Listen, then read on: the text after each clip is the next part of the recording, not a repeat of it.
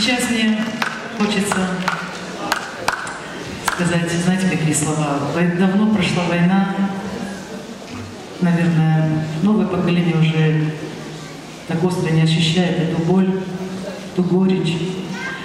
И, к сожалению, сейчас выросло новое поколение, наверное, фашистов в нашей стране и в республике тоже, которые просто ради корысти, ради каких-то мелочных своих амбиций обижают наших ветеранов, которые избивают их. Мы смотрим это по телевизору каждый день.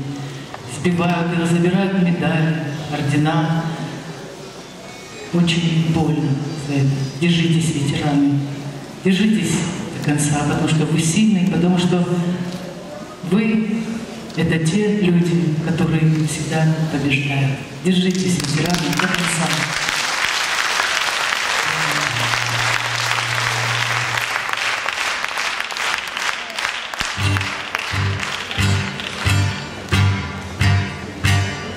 Мы выстоять сумели в Сталинграде, не захлебнулись волнами в Крыму, но словно снайпер, спрятанный в засаде, нас выбивает смерть по одному. Пока еще в обоими есть патроны, покуда бьются старые сердца, займите круговую оборону.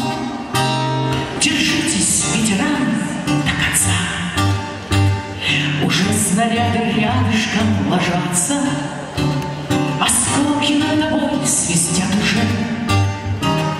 Но надо нам, дружище, удержаться на этом, на последнем рубеже.